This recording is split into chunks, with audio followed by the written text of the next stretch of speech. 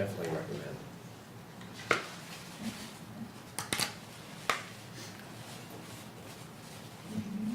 You good? Okay. Mike, are you all set? Yep. Okay. Welcome, everybody, to the Essex Junction Trustees meeting. Please join me for the Pledge of Allegiance. I pledge allegiance To the flag of the United States of America and to the republic for which it stands, one nation, under God, indivisible, with liberty and justice for all. Welcome, everybody, and I have just two announcements. If you haven't signed in, please try to do so before you leave. And our normal minute taker, the person who takes our minutes, is not going to be here tonight, but she is going to be working from the video recording. So I would like to ask everybody when you speak, if you speak, to please speak up. Can you hear me? Yep. Okay. So yeah, please speak up if you have something to say. Thank you. Evan, first order of business, do we have any agenda additions or changes? We do have one addition, an executive session for the last item of the night right before adjournment. Okay. Do I hear a motion? And that is to discuss a legal matter. I move we approve the agenda as amended. Second. Okay. Any further discussion? All in favor? Aye. Okay, so we will put this on as an executive session. First order of business is, after that, is public to be heard. And I'm wondering if I could just take a quick poll. How many folks in the audience are here to talk about, have something to say about the senior center discussion? Could I see a show of hands? Okay, so why don't I say, I will make when we get to the senior center item on the agenda, I'll ask everybody who wants to say something about it at that point to speak up at that time, okay? And so anyone else who has something to talk about that's not on the agenda tonight, now is the time to ask a question, or if you have a comment about something, you're welcome to make your comment or say something right now. Good? Can we talk about something that's on the agenda when that comes up? Yes, yeah, I think that's it. That's probably what we'll try to do. Yeah, exactly. What part were you interested in? The multi-use path. The multi-use path, great. Well, I'll make sure I call on you. Thank you. Okay, so our next order of business is an interview for the zoning board, and we're to hear from Robert Mount. Mr. Robert Mount, are you in the audience? I'm here. Robert, come on up, have a seat, and welcome. Thank you.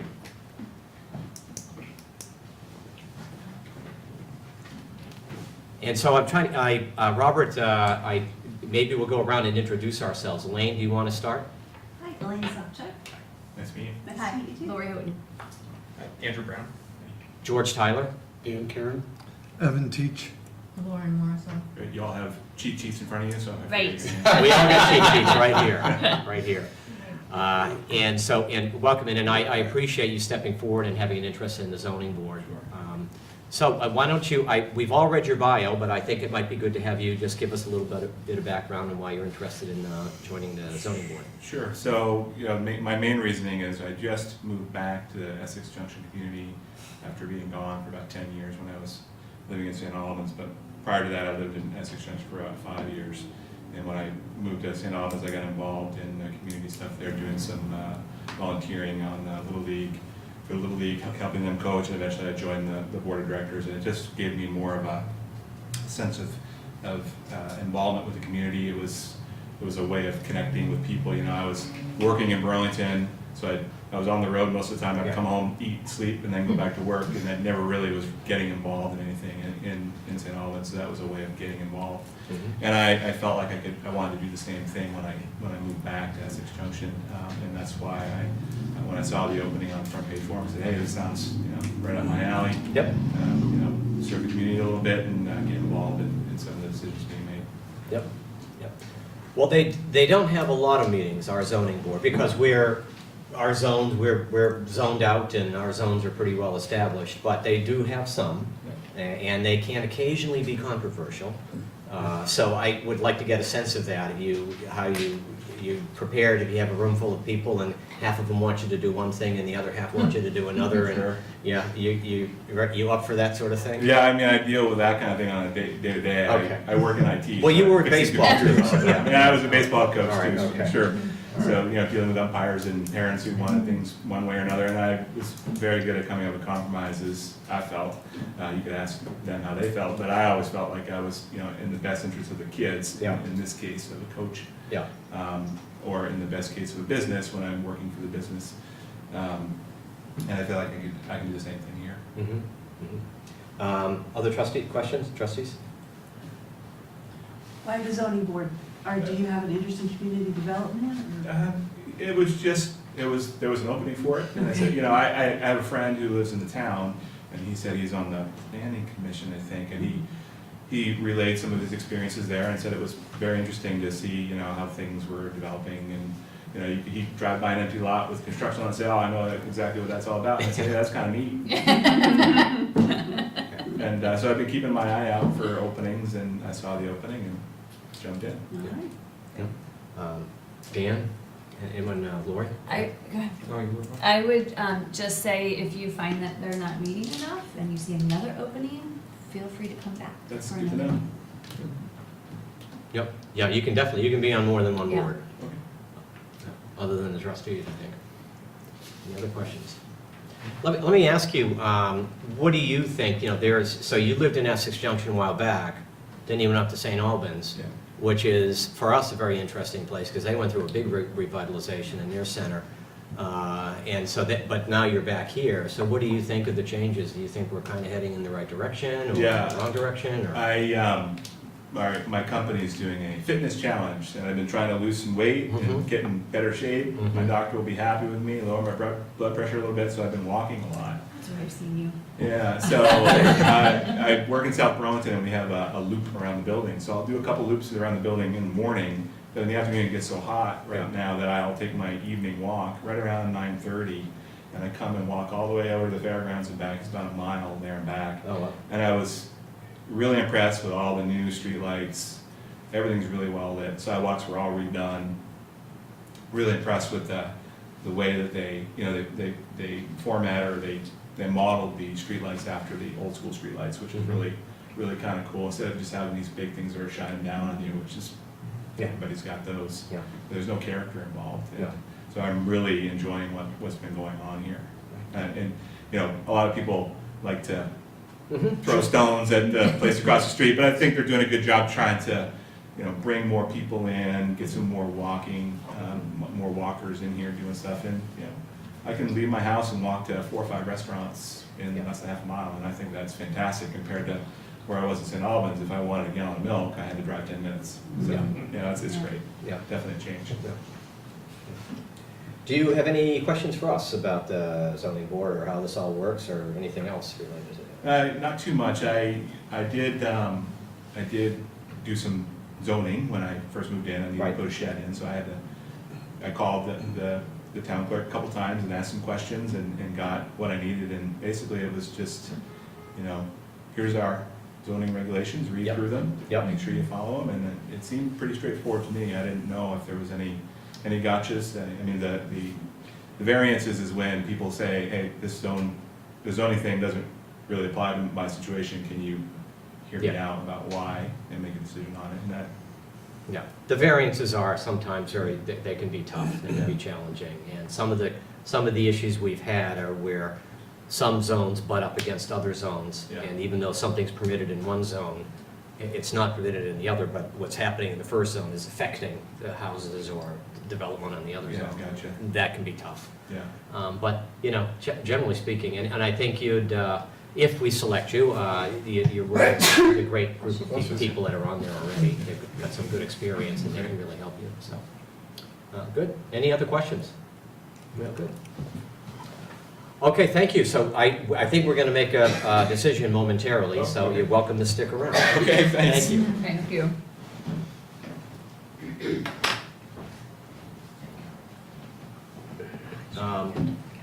I keep losing my Andrew, do you want to take over for me? Sure. So next item is appointment to the Zoning Board of Adjustment. So considering what we just heard, is there a motion to approve Rob Mount for the zoning board of adjustment? I will make a motion that the trustees approve Rob Mount for the zoning board of adjustment opening. Second? Any further discussion? All in favor? Aye. Opposed? Okay, unanimous. When do I get my first paycheck? I wouldn't hold your breath. I would check your mailbox every day. Okay, Andrew, I'm gonna, once again, I am stymied here. So going on to new business, the first one, approval of request for proposals for the bidding needs analysis from Greg and Dennis.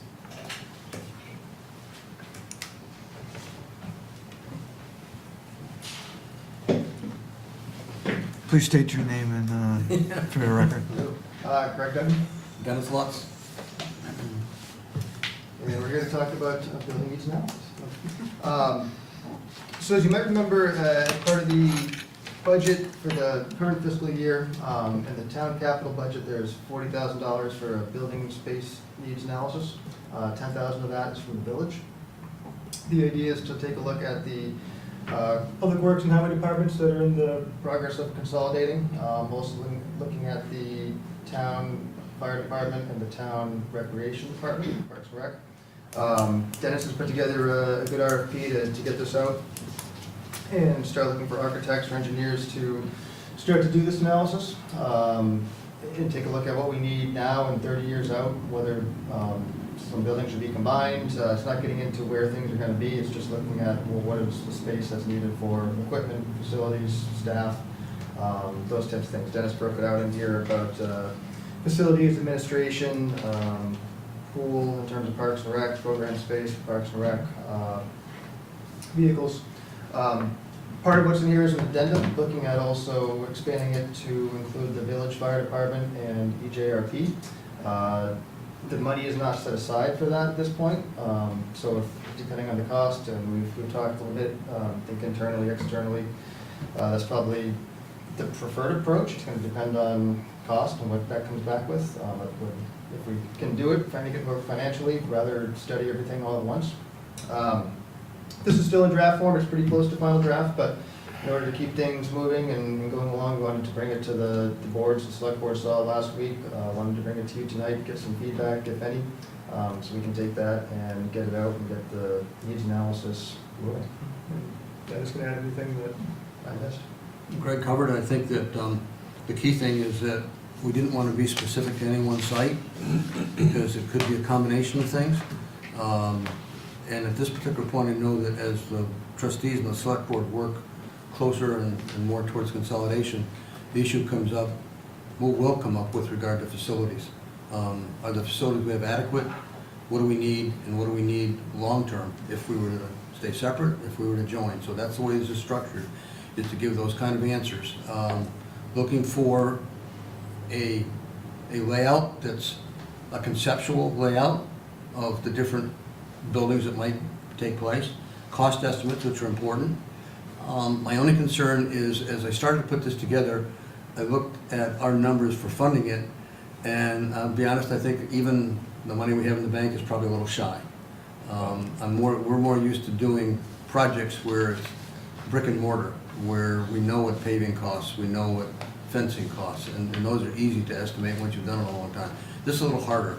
So I think that the approach is we'll put it out if the two boards approve it, and we'll see what happens, and if costs come in higher to get it done, I'll come back to Evan and with Greg, and we'll go to the boards and see where we go from there. Dennis, why is it so expensive? What is it? And I'm not questioning your judgment. I'm just saying, what makes this so costly? I think that if you're going to do a complete job, there's things that a good firm would do, and that is to really sit down and go through our facilities.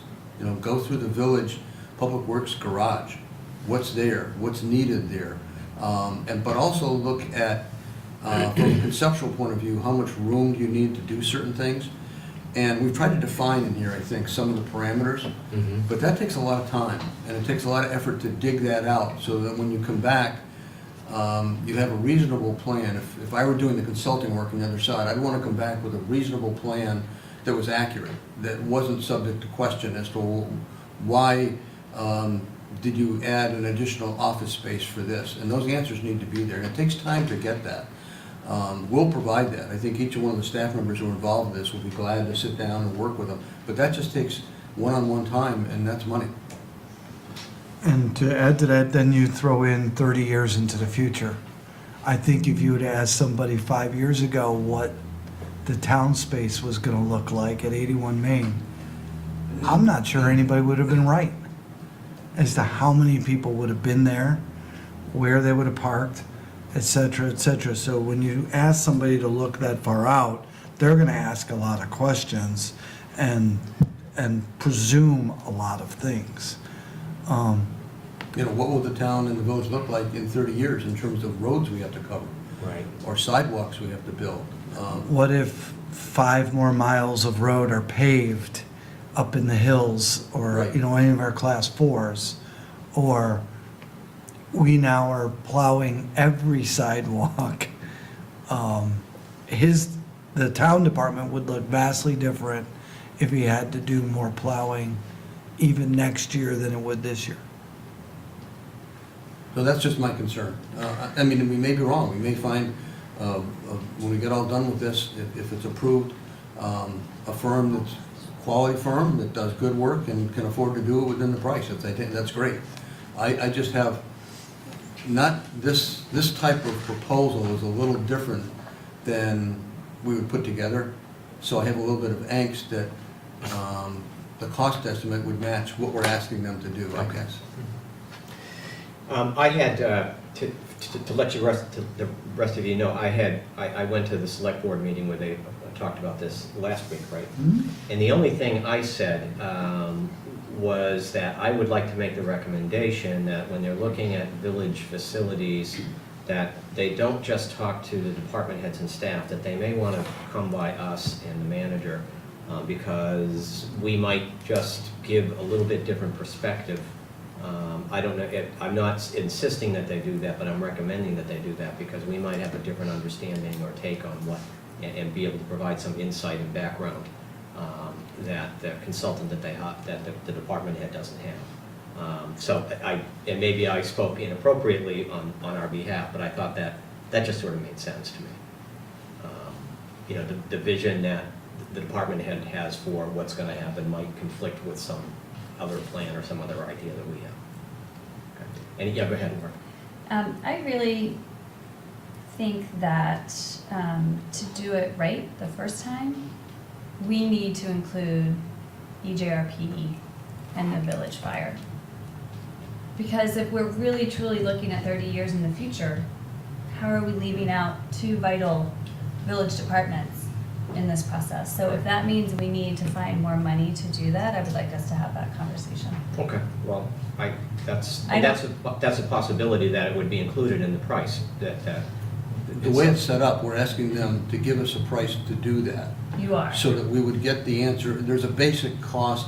It's probably a little convoluted, but there's a basic cost to do, was originally proposed in the capital plan, which is both public works departments, a look at the town parks and rec. I'm going to look at the town fire department. Those last 2 are, and I know Alan's here, but are probably less complex than the public works departments are.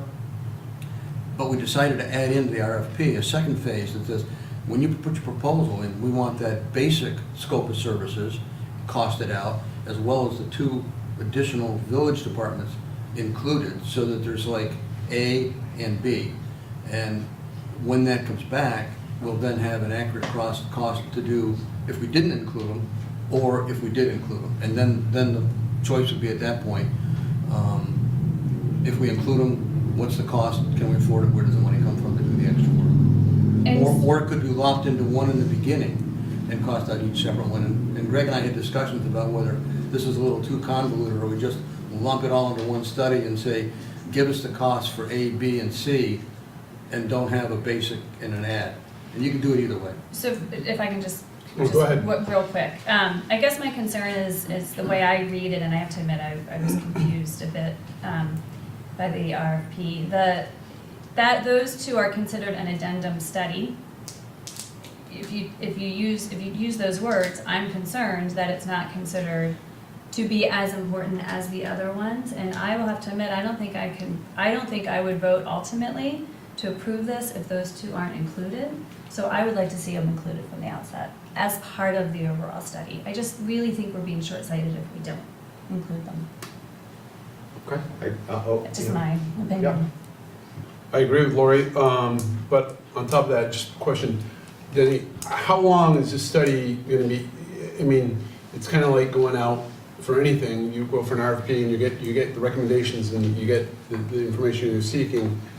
Does this get shelved and then 5 years out, we're like, oh, now we gotta do a new study to get, you know, it's valuable only for a certain amount of time. I mean, you can't tell me that they're gonna do a study today and then 10 or 15 years, if we don't get certain things done, it's gonna be that we can apply the information that we've obtained from a study back in 2018 or 2019 to a project we're doing in 2029 or 2030, you know?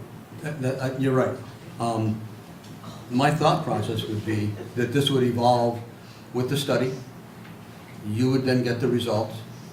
The select board and the trustees would sit down and talk about those results, and at that point decide, is this something that, whether it involves fire departments or whether it involves public works or parks and rec, is this something we want to pursue? And there'll be a price tag. Right. And it won't be a small price tag, it'll be a price tag. So then the question becomes, probably the second question is, if this were to proceed, where could you put it, or put them?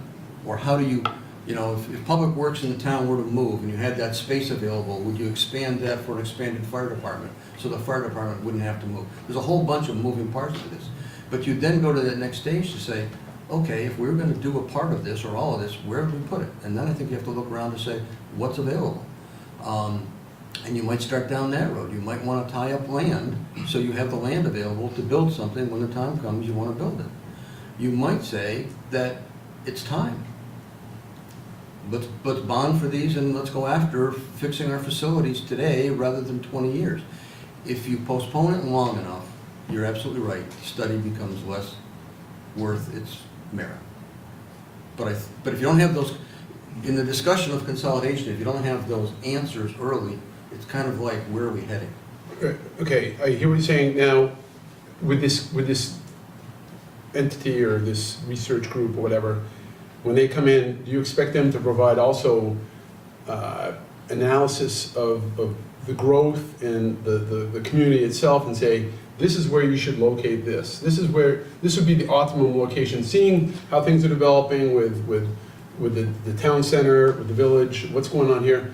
Your best scenario is this, to have something in this location here, or have two, instead of maintain two garages or two firehouses. To what extent do they do stuff? Not that really, it's more just. We didn't put that into it because I it's more think the that specific building itself and the function of the building. that stage is almost at a point where you get the bright minds in the community to take a look and say, if we needed 8 acres for a site that does these kind of things, where can you find 8 acres in the town, in the village, that would serve that purpose?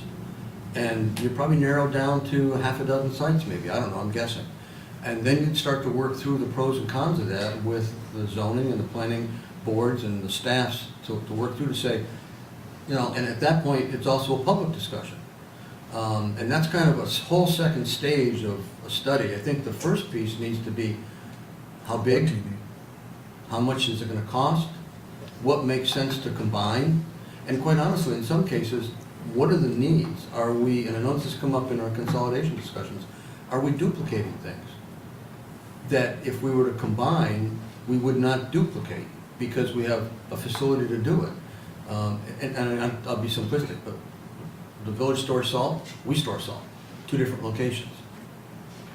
If you had one location, maybe the operational buildings are 2 locations, but if you had one location that was centrally located, is that a better solution than having it in 2 different locations? I don't have the answer to that, but I think once you identify how big, and you've got to do some homework along those lines in terms of setbacks, zones that would be able to take these facilities, so there's a little bit of that that's into it.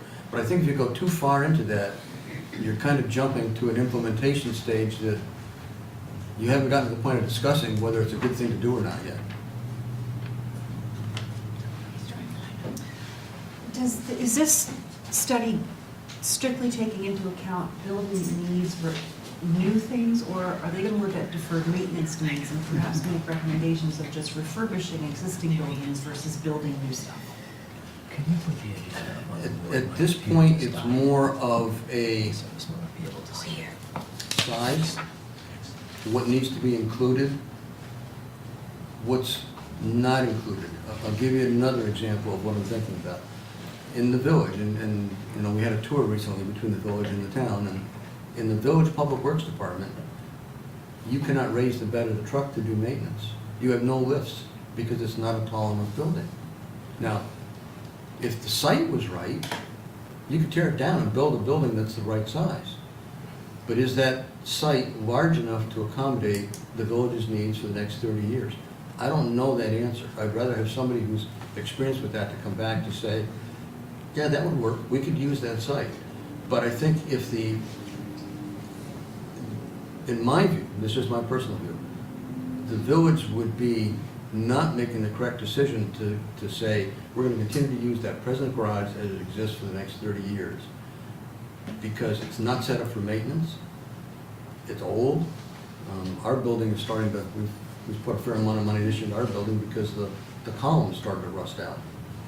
And it was built in '77. So there's certain, the sites could be used, but I'm not sure the buildings in their present condition meet what your needs are. But you won't know that till somebody comes back and says, your present garage is X thousand square feet, given what you're doing, even today, you need Y square feet.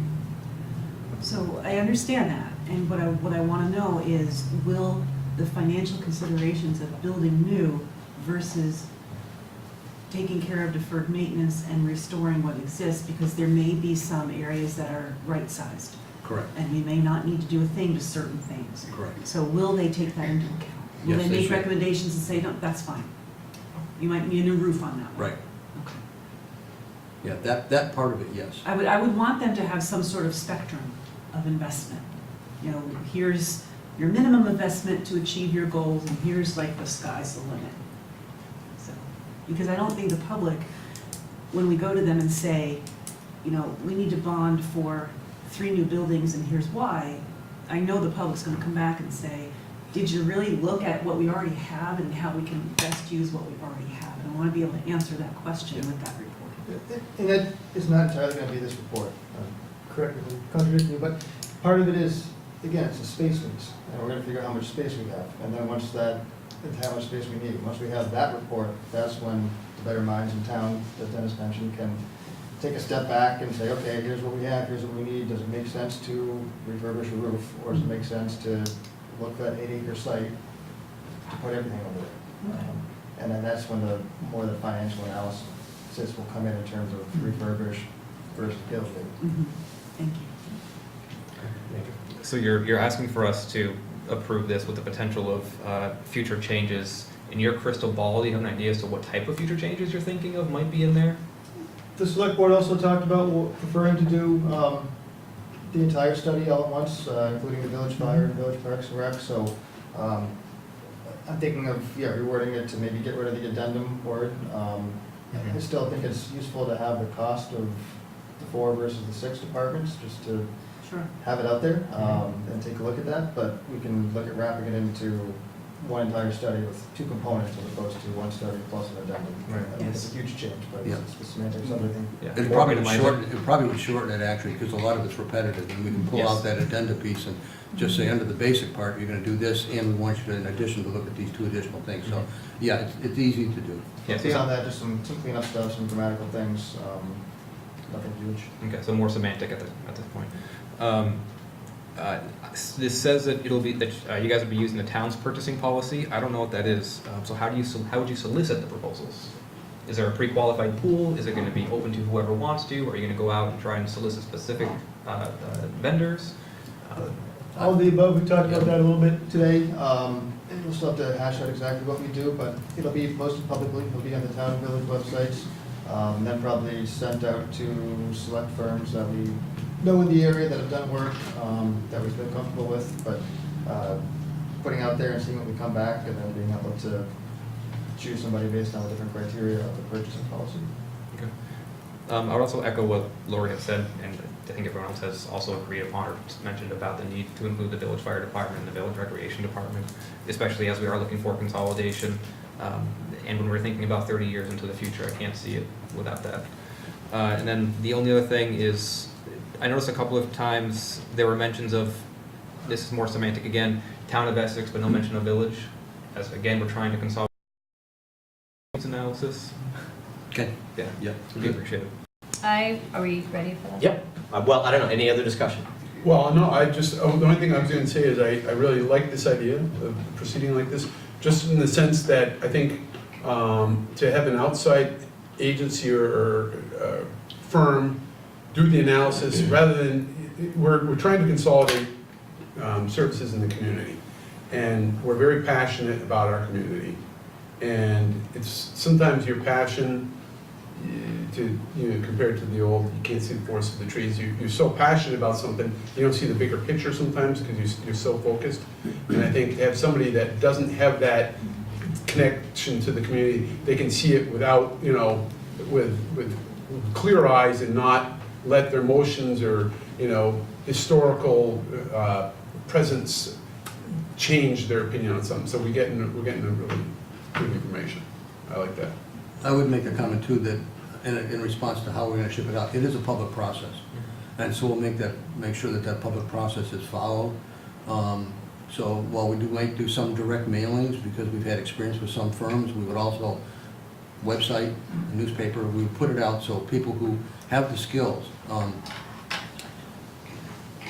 and that's when it comes time to evaluate that process coming back in. Obviously, the firms or companies that have done similar studies along these lines probably have a higher foot in the door, if you will, than a company that has not done any of this type of work. You need the expertise to be able to look at this and look at it fairly and say this is a good solution. Can I ask one question before I make the motion? When it comes time for the final decision to be made on whether or not we move forward with this study, will that be a decision by both trustees and select board? Yeah, that's a good question. I would assume. If not, can I put it in the motion? I think because it's a joint study, I think it's probably best to be had at a joint meeting. Okay. Because we are allocating village dollars, so we would have to Yeah. say yes or no on Right. moving forward. Yeah, Okay. no, we Thanks. can't, yeah, we're the only ones who can say yes to village dollars. Okay, so I make a motion that the trustees authorize the staff to finalize and issue a request for proposals for a building needs analysis with the change of moving the addendum study to the body of the proposal and have it be listed as, you made it, 2 phases or 2 sections. Do I hear a second? Second. Lane seconded. Any further discussion? All in favor? Aye. Opposed? Great. Great. Thank you, And- guys. Thanks so much. Yeah, But- guys. By the Thanks. way, as you can imagine, a lot of work on Dennis's Yeah. part and his staff and Greg and others to put together this and get it rolling. So, and that's just the beginning. Yeah, thank you for that, and what's coming. And Yes, we thank you. also, and with due credit, we also checked with Parks and Rec, we checked with the fire department, we checked with the village, with Ricky. So we tried to include, before you guys saw it, at least, is this kind of what you thought you want to cover in terms of where we're headed? So we tried to do a full circle, so. Thank you. Thanks for doing Thank you. that. Yep, And some tours of some local buildings and other communities of what they're doing. yep. Thank you. Great, thank you much. Thank you, guys. Okay, we are on now to the resolution for Stephen Dunning. I'll let you take it, Evan. In your packets is a resolution for Officer Stephen Dunning. Can you pull that up, please? Thanks while you're doing that. We did this at the town a couple weeks ago. Mr. Dunning has been with us, I think since he was 16, somewhere in there. He was working summers. I think he started, or 17, 18, he started doing biking, bike officer and stuff, as you'll see in here. Exemplary officer. He won awards. He was the RAD instructor, police medical officer, town exposure control officer, amongst other duties. He also earned the Medal of Valor from the department's. It is the department's highest honor for risking his life to pull a citizen from a burning building. He did conclude his career at 9 years, only because he had to move to another state for, I believe, was it girlfriend or wife? A very good Whichever one, reason. they're probably not watching, so I don't want to make any trouble for him. And so he's in Pennsylvania, got a job as a police officer there, but he would have spent a lot more time here. So with that, we are looking for the village board to acknowledge that in this resolution. Absolutely. Any other questions, comments? I think this is an honor and a privilege to be able to sign this resolution. I'm I very forgot happy. the chief has since walked in. And I Do you have anything appreciate to that, add? Chief. Do you have We anything to appreciate you being add, here. chief? Because, Yep. okay, thank you. And I think I certainly will, I'm very pleased and honored to sign this, and I'm very happy that he had his career here. Yeah. Other comments? Do I hear a motion? I'll move that the trustees approve the resolution in appreciation of Stephen Dunning. Second? Any further discussion? All in favor? Fantastic, and I will pass Thank this you. around. Thank you. Okay, and now, while we're talking about dedications, Evan, we have a 2018 annual report dedication. Yes, well, unfortunately, Mr. George Dunbar Jr. passed away this past January. I know that all of you are more familiar with Mr. Dunbar than I am or others, but they were contacted for a picture to potentially put in as the 2018 annual report dedication, and it just seemed appropriate. But we do need to ask and seek your approval. Yeah, I worked with George and knew George really well. He's a terrific guy, excellent trustee, loved Essex Junction, Served in the Navy. served in the Navy, long distinguished career. And I had never known it. I went to George's funeral and I didn't realize he was a native Vermonter. So terrific guy, and again, a great honor to have the annual report dedicated to him. Other comments, questions? I think it's very appropriate. Okay. Do I hear a motion? I'll move the trustees approve the draft 2018 annual report dedication. Second. Any further discussion? All in favor? Aye. Opposed? Fantastic. Thank you. We will let his family know. Yes, and thanks for gathering all that information together. Thanks to Patty. Okay, so we will now move on to discuss issues with the multi-use safety path. And I know, do we have a couple of people, one person? And do you want to speak now, or do you want to listen to us talk a little bit and I can give you an opportunity to comment, or whatever? I'm happy to speak now and then just. Fantastic. Why don't you go ahead? You want me to come up to the chair? Just introduce yourself, Oh. yes, please. Oh, Joe Cutterly, Yep, have a seat, yeah. Joe Cutterly, I live right on Grove Street, right in the Yep. Junction. Can you spell it? Oh, Kudrle.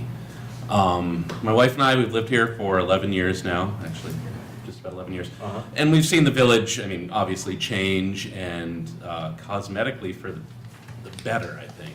But I kind of say cosmetically, and I think back to the previous report where they talked about the rusted out columns they needed to fix. I think some of that idea has spread to the path and how it's constructed. It really just put a cosmetic fix on the issues that were going on back there. I mean, I've now called the police not countless, probably about 5 or 6 times for folks drinking back there, people playing on the retaining wall, which is located directly behind where my house is.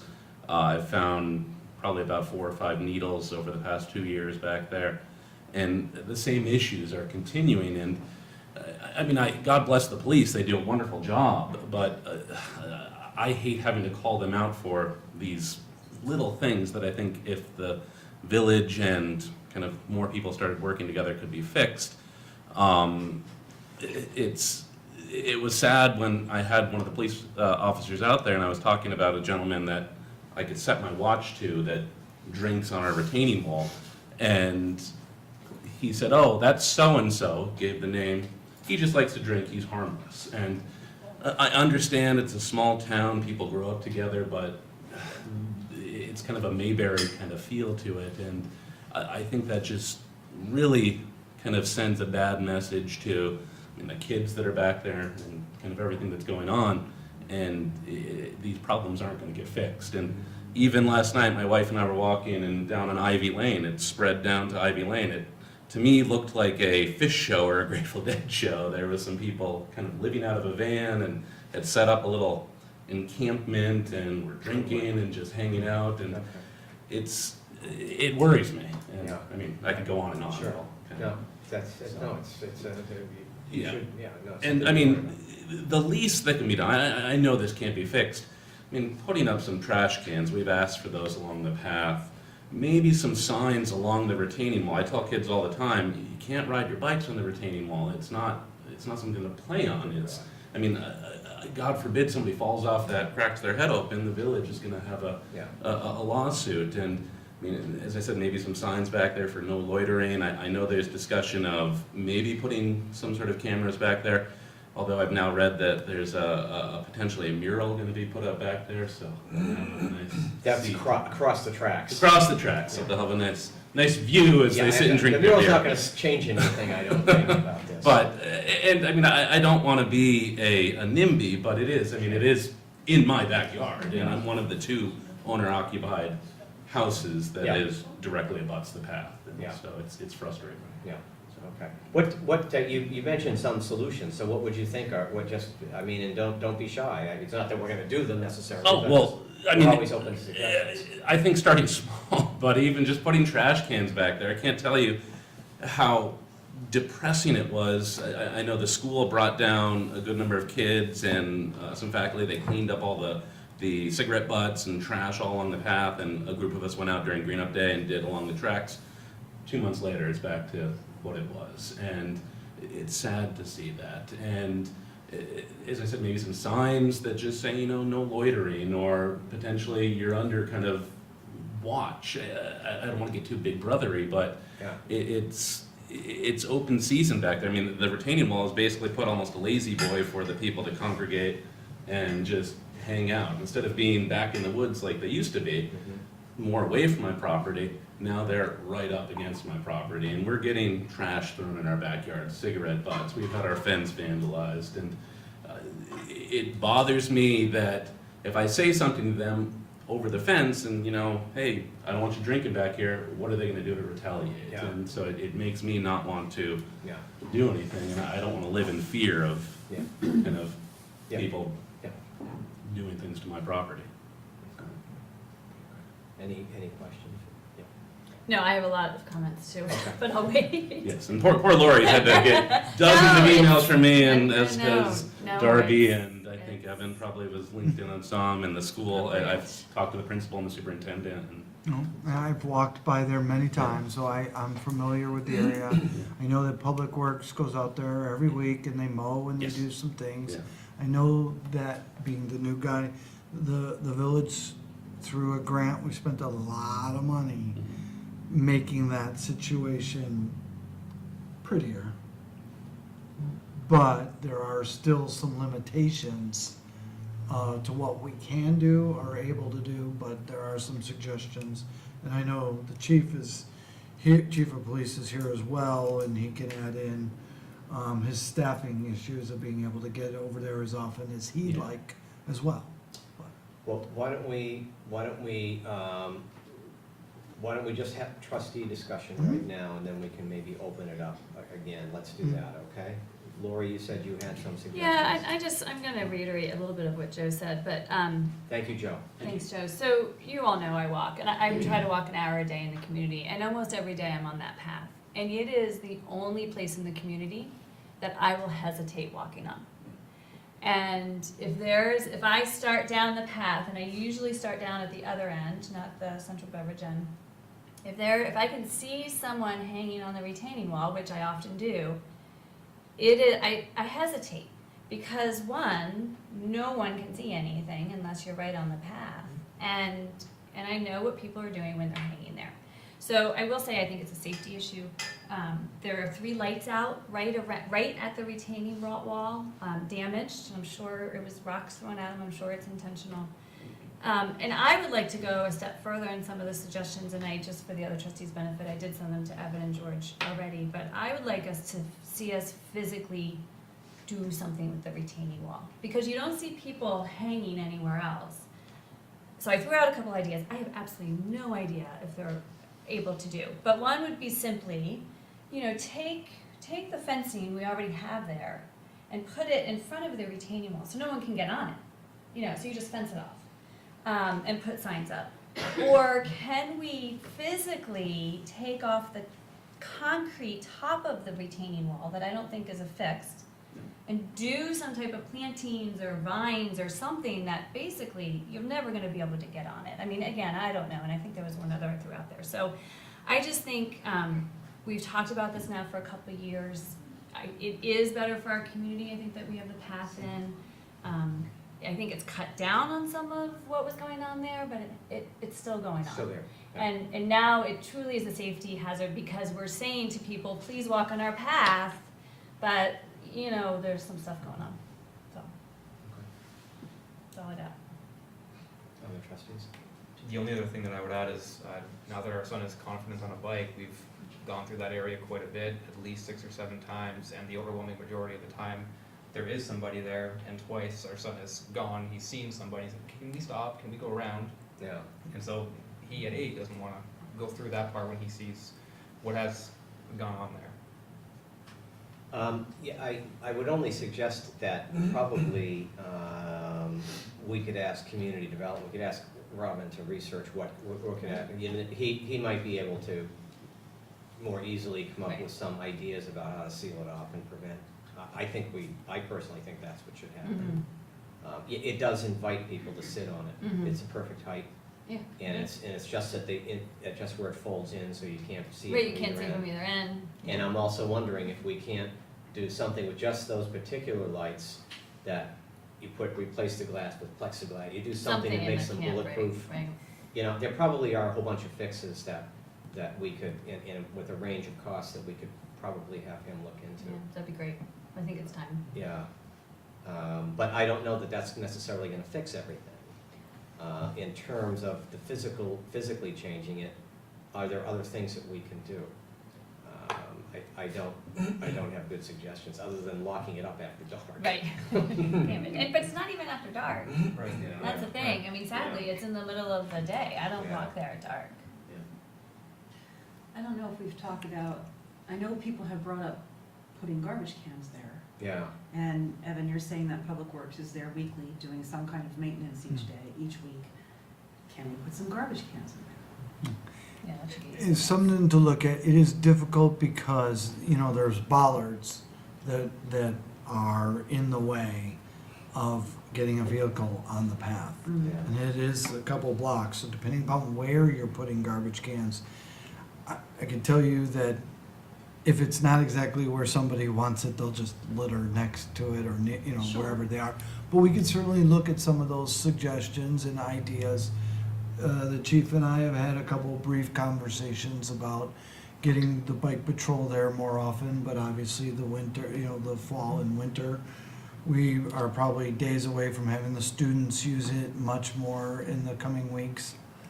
So we'll have to get our heads around some other issues of that nature, and we've always been talking about staffing and trying to get the police department up to the staffing levels we need them, so they can get back to, instead of going call to call, doing patrol and getting to areas that need attention. The other thing I'd be concerned with is, depending upon who and what, changing that area may only serve to move the problem somewhere else. And so one of the things we want to talk about is Howard Center and who's over there, and is there any, if it's a homeless thing, if it's a mental illness thing, if it's a drug addiction thing, we have the resources at the right place at the right time. So you're just not moving them to Ivy, or moving them to Railroad, or moving them to somewhere else that then we'll just deal with it there, or move it again. So I have a question actually for the chief and then a point to that, and I agree with you. I mean, this is a broader issue than just we have people hanging out on a multi-use safety path. But we have people hanging out on a walking path, doing things that are illegal. And so if they move, I at least want to keep that path safe for the people who are walking on it and live near it. Chief, I have a question, if I, Yeah, go okay ahead. with that? If we put up no loitering signs, would that help with anything? No, because you don't have a loitering ordinance. Ordinance. You can't enforce things that are not a violation of state law or local ordinance. Now, I can tell you, we're working on, we had the incident a year ago over at the fairgrounds, working on Yep. some vagrancy language, and I'm hoping within a couple of months, we'll have something for the select board and you to look at. Now, of course, it's a very touchy subject. If they're drinking over there, we can go over and tell them they have to leave. You can't tell them that they can't hang out. So I think making it physically not an area that they can sit on, I think is gonna go a long ways, because if they can't sit to drink, they're typically not gonna stand there, and they're gonna move on. So I think that's a great idea. I think having garbage cans, although servicing them is tough, I think is a good idea. Yes, we'll have our community outreach folks, if we have someone down there that's dealing with alcohol or drug issues, we've been having great success with that. Noise, basically the standard is screaming and yelling. So if it's someone down there, unfortunately, that's sitting on the wall having a conversation with someone else, they're not in violation of the ordinance. We can't go down there and Big Brother tell them, hey, hit the road. So we gotta, again, we can look at some new language in reference to vagrancy and that type of stuff. But right now, basically give us a call if we got a violation. I think making it not a place that people want to hang out is the right answer. I think we like the fact that people use the path Right. to walk and bike and do whatever, maybe not just the congregating part, and probably not the congregating under your window. Why don't we ask Robin to research options to either reconfigure, maybe give us a bunch of options, several, reconfiguration of the retaining wall so it can't be sat upon, or fencing it off, or X, we don't know what, but he might have some suggestions, I'm sure, in the catalog of community development, urban area stuff. There's probably all kinds of things, ideas. He is a landscape architect. Yeah, so Right. he can figure something out. He'll tell you that. And then you'll need garbage cans that can't be moved. They'll have to be somehow or Well, other the changed in base, place. yeah, the base will have to be, and you also have to understand, if I understand it correctly, well, I know it is adjacent to the railroad. You do not want anything that is movable, tossable onto those tracks. So Right.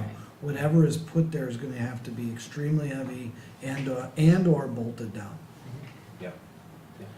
So I know that it sounds like there's not a loitering ordinance, but if the retaining wall is a structure that's meant to retain, and it's not a structure that's meant to be used as furniture, could a sign go up that says, Yeah.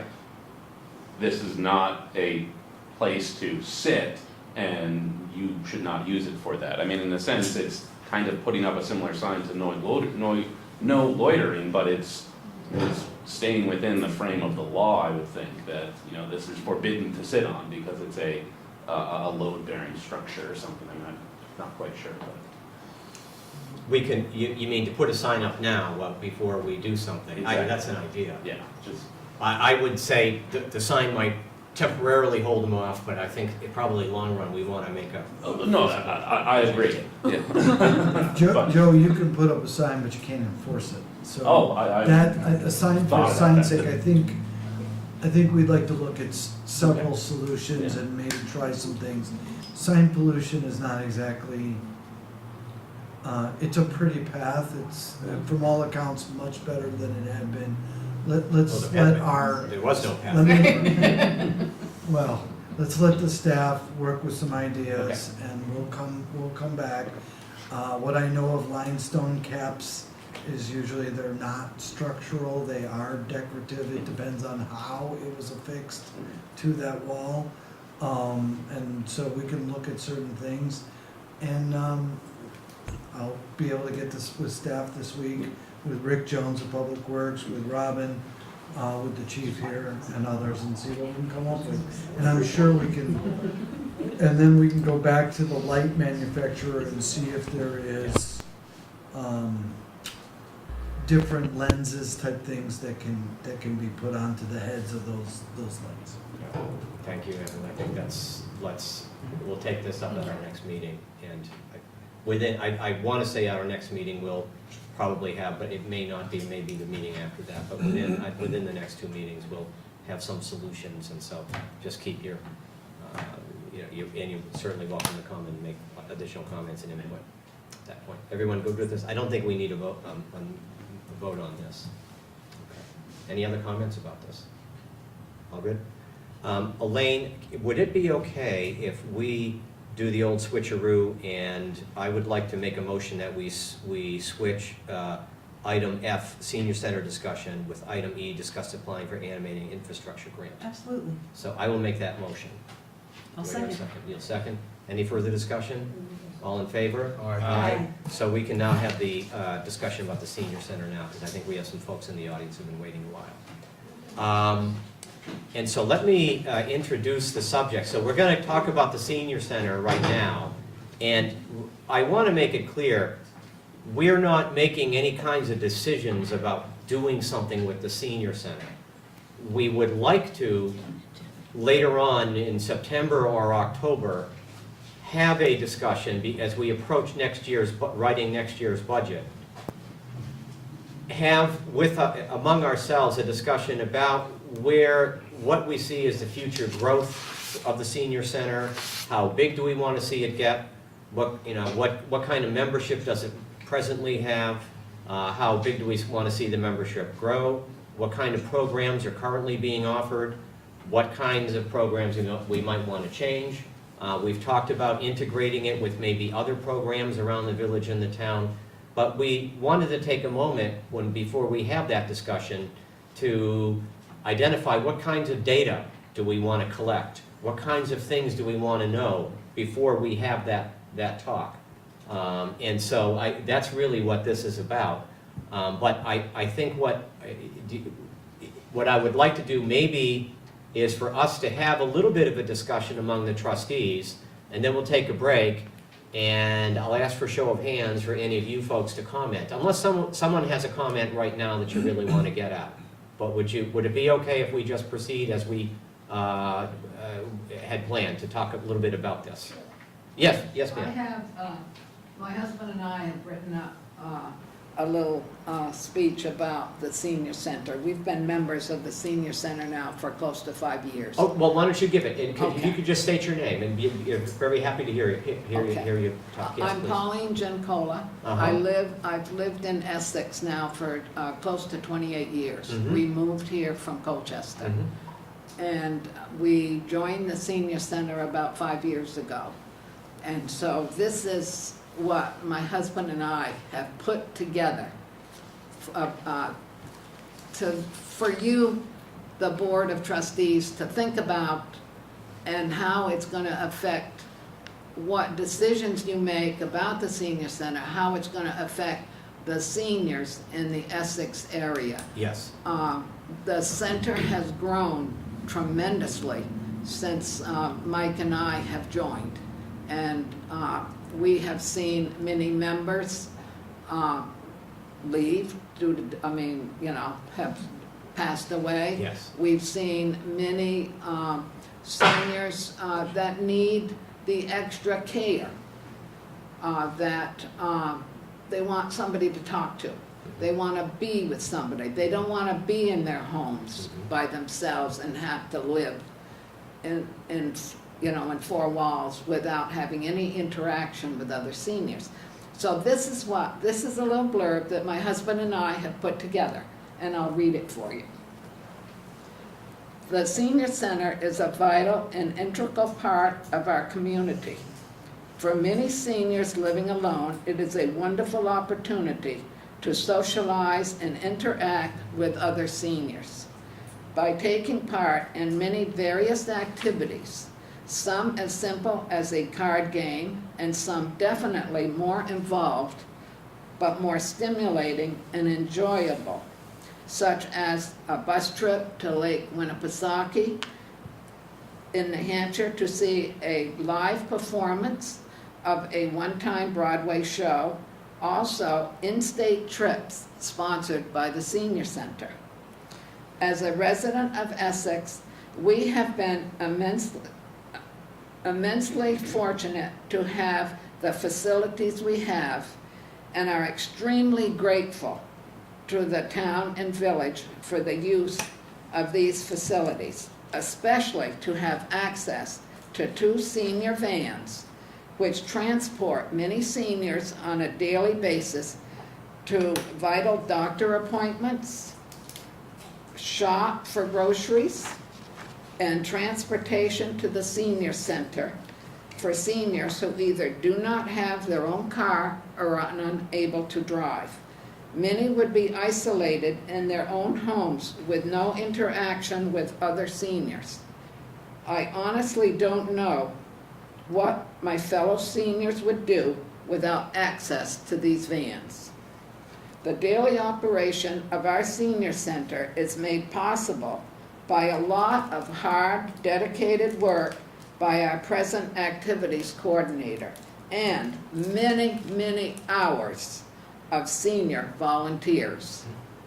It is our hope that the trustees will continue to support our senior center, and they have done it in the past and will always consider it a vital part of our community. We thank the Board of Trustees for allowing us to express the feelings of many members of our senior community. And as you all know, the senior population in Vermont, our state is one of the states with the highest senior population. And this is a big concern of our senior center, that our senior center continues to grow and be prosperous for the seniors in our community and in the area. Well, thank you so much. Do you have a copy of that? Yes, I do. If you could you give us a copy, and Sure. we can maybe include it in the reading file for the meeting here. Thank you, and that was very eloquent, and I appreciate that. Thank That you. was very good input. Thank you. Anyone else have something that to say, talk about right now? Okay, so what I wanted to do, and I think this touched upon many of the things, and I think it's a good stimulus. I think one of the concerns we wanted to discuss was the senior vans. Do we have enough vans? How many trips? So why don't I go around? I'll sort of catalog my thoughts, but then let's go around the table. So some of the things that I was thinking of. What do we want to know? How many trips are vans making now? Do we need more vans? That sort of thing. So that might be one of the questions. What exactly is the operation and the cost, and do we want to, and how busy are the vans? So we can get a sense of whether we want to increase that or not. I would like to add that one of the thoughts I had is, and this is a bit of a piece of work for staff. But I would like to have staff look into what other communities are doing for senior centers. I certainly know that most of the smaller communities are not doing anything. That we're fortunate that we have the resources to be able to offer this. But some of the other communities in Chittenden County certainly have senior centers. So I know it might be interesting for us to see what they do, just to get a sense of how we might do things differently, or if there's something that we want to do differently. I would like to know membership. How is membership growing? So we get a sense of the need. How do we anticipate? How big is this going to get? In the coming years, the next 5 years, 10 years from now, how many more seniors? What kind of space? Talking about space.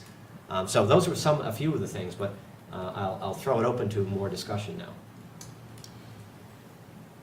Just real quick, I agree with your comments, George. I think as much as we discussed the topic of evaluating the services with Denny and Greg earlier and doing that at a joint meeting, I think we can talk about it here, but I think this is also something that we should be talking about with the select board as both entities, because it's something that the community as a whole is haven't faced.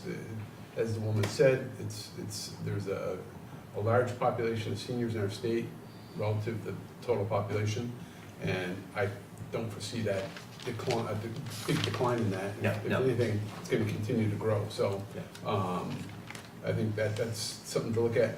And what is the future for it right now? We're looking. We had our last meeting at the fire station. They're going to close off that access from Pearl Street on through the fire station.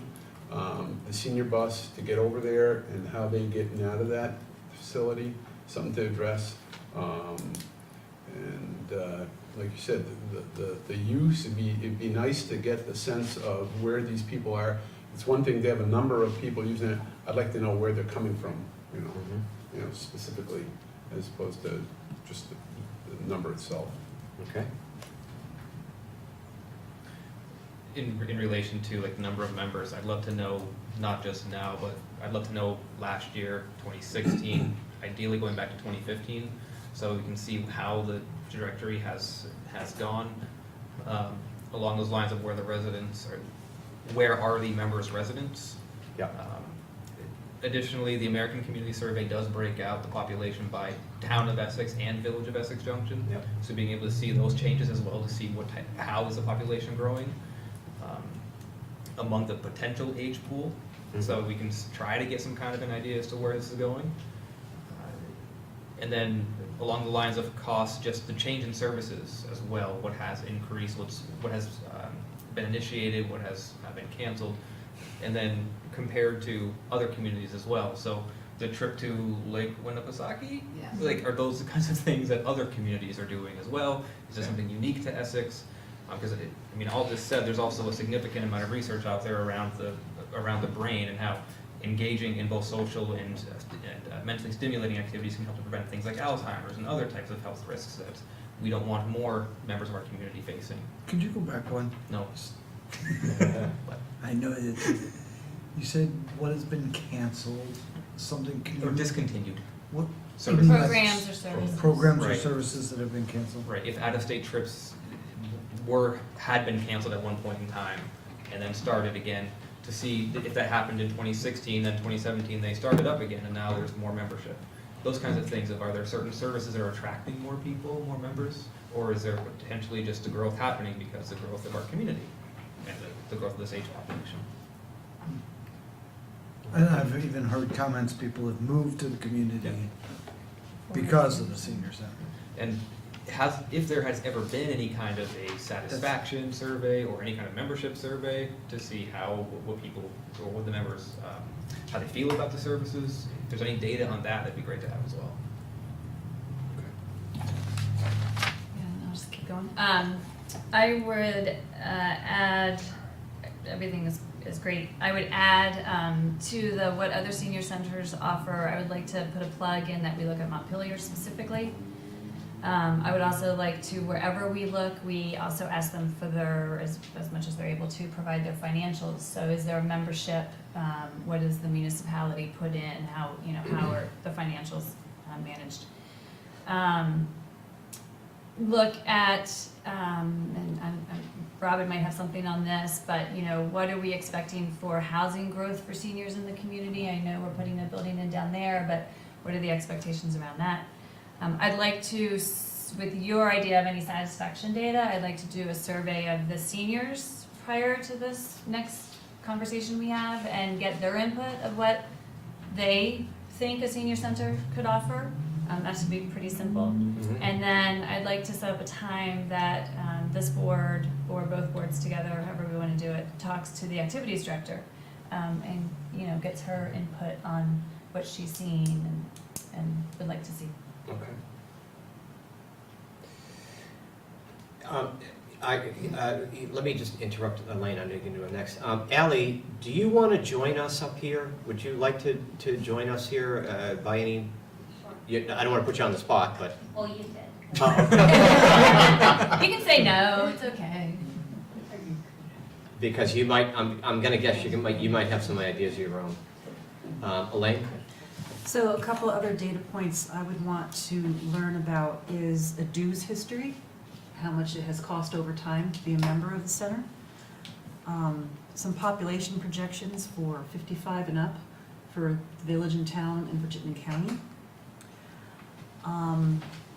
I'd be curious to know what the long-distance driving needs are of the center versus, local doctor's appointments, for, renting a big bus to go on a tour versus using the senior bus to go for doctor's appointments and grocery shopping. Okay. I'd like to also assess in the community the meals options. We have, the Essex Eats Out, we have Meals on Wheels, we have lunches at the EJRP. I'd like to have some kind of idea of what the nutritional and meal options are for seniors in the community currently. I think that is all. Okay.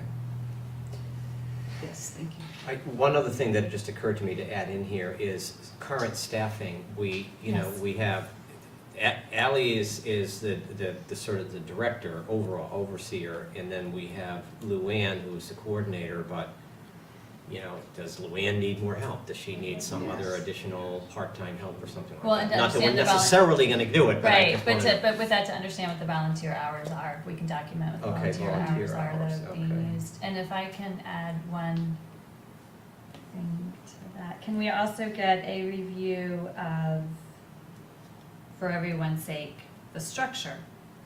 So village department reporting to a town employee, resolution versus The- contract, just kind of the structure of the department itself, so we're all starting with the same Oh, okay, basic knowledge okay. The of- organizational structure. Yes, Okay. sorry. Thought you meant the building. No, no. A whole other topic Let's of not go back discussion. Ally, do you have anything to add to this? Any of your thoughts? Any, because we're looking at it from outside in, but you might have some suggestions about what other things we might want to think about. Pretty much everything on your combined list of items has started being talked about, has had moments of discussion and resolution, and has kind of had a stop sign in front of it because of resources or where we are or the path we're trying to go down as we all try and align and be one Right. eventually, possibly. This, we're all happy to get the information and the facts for both boards to review. A big recent discussion was that I had with Luann, along with some other people, was, really trying to do some better planning going into the new budget season. As some members of the public, chimed in, there's a lot happening over there, and there's a ton of volunteer hours, and a couple volunteers who are Luann's right-hand helpers have had things in their personal life come up, which puts more on Luann as the activities coordinator of really, making sure everything operates smoothly. And we're all stretched a little thin, but it's this great opportunity with the growth that's happening with the center and the van needs. And just today was senior day at the fair. And thankfully we had a minivan recently repaired that I was able to pull one of our staff members, our drivers, from Indian Brook Gatehouse for a couple hours to then drive for groceries. Just because it happened to be a really busy day on a 2-van day with 2 vans in our fleet, and the shorter day doing the full day. So we had 2 vans full day plus a van doing about 2 hours of grocery shopping. So that was, those sort of things come up on a whim that happened yesterday, so that we wouldn't necessarily have to say no to people who need to get food in their fridge or have fun at the fair. And I think there was an event happening at the fair in addition to senior day today. There was a luncheon. There was a luncheon. As well. And we don't always, not all of us know ahead of time all the extra things added to one day. Makes a lot of sense, but we may not always have the resources available. And if I couldn't get a driver for today, people would have had to be told no.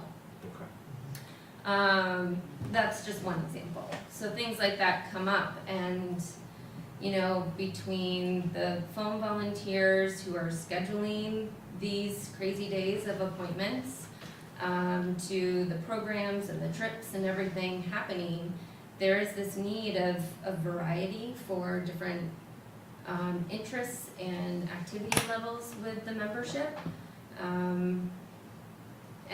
And a lot of this was done just with volunteers only a couple years ago. And the agreement was that this paid person come on part-time, and in a short amount of time, that paid staff member has become full-time. Yeah. And, she is working hard and a lot of hours, and, the HR side of it, Travis and others are Yeah. making sure that we're doing things properly too. Yeah. So we also have, sometimes saying no is so that we as a municipality aren't getting in trouble on kind of the labor side of things as Right. well. Well, I think that's kind of what prompted some of this discussion. It was like, wow, we saw it as a part, we saw Luann's position as part-time, and the senior center had a relatively, I want to say small, but it was smaller, and boom, it just sort of expanded much faster than, and so that signals to us that there's a great need, great success, and great opportunity, but also, do we need to kind of say, let's take a time out and reevaluate where this is all going, and do we need more help? Do we need more part-time help? Again, to go back to your point about volunteers, we know from experience on this board, volunteers are fabulous, but they're volunteers, and they can one week decide, well, you know what, I can't come into work anymore, I gotta go do something else. So when you start to depend on them, and all of a sudden they're not there. So, do we need to be thinking a little bit more about an additional part-time staff person, something like that. And I wanted to do this in anticipation of the upcoming budget season. So in case we want to start putting more resources towards the senior center, now is the time to start thinking about it, so that we can see that happen in the budgets. Sure, and in relation to the space needs assessment happening, from my perspective, it's not just about the youth programs and the adult fitness programs and those sort of space needs, or the fact that we're crammed into, a small space, or could be co-locating in a space that still won't fit all of us. Yeah. Sort of thing.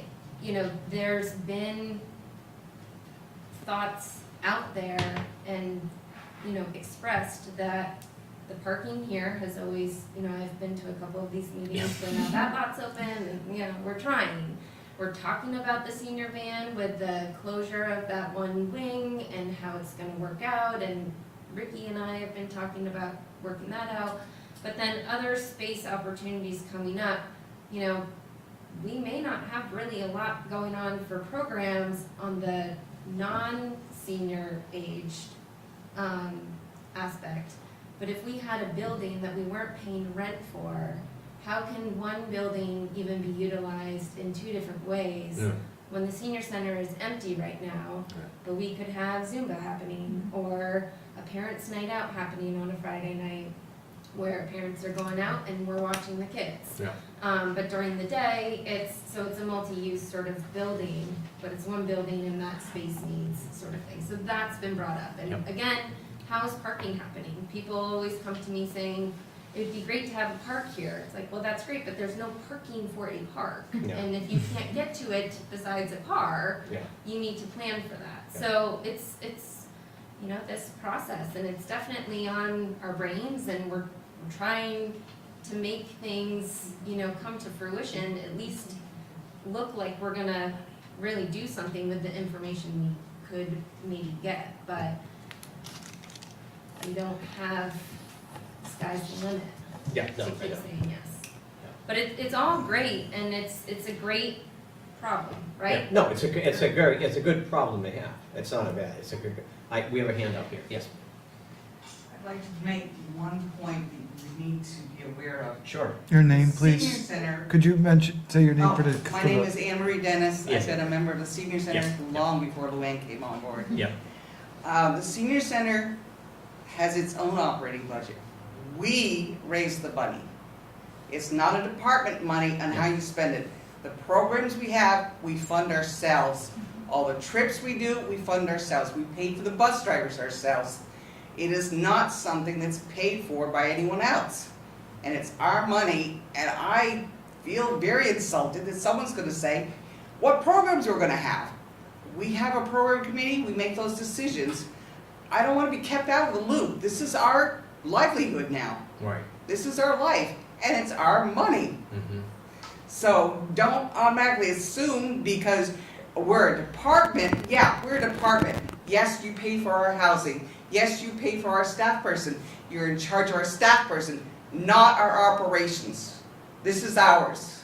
Okay. I don't want that taken away from us. Oh, we weren't gonna take it away from you. We're You're trying to see if talking we can about- help you. You're talking about programs though that, well, wait a minute. We need to be included. Okay, sure, yep. Elaine, did you have, I cut you out. I just wanted to make an observation or just confirm what I'm thinking is we've asked for a lot of data here. Yes, And yeah, I know, that's why, I know. You've asked for basically a year-long study. Well, right, so exactly, Evan. So what I'm wondering is what is our intention here? Because we could have a conversation that might temporarily address a pinch in capacity, Mhm. or we could have a conversation that talks about strategic planning for senior services in the village and the town for the next 5 to 10 years. Mhm. What are we doing? I think the latter, Okay, don't so you? I think that would be a great thing to do, but I think this is more than asking Ally and Brad to go get us some statistics. I'm wondering if we should have a more serious conversation with the select board and say, can we allocate some money to bring someone in to do this for us? So that we have an objective opinion, someone who may be an expert in assessing these kinds of programs, and it may not be that expensive, I have no idea, but this feels bigger than we Yeah, initially thought.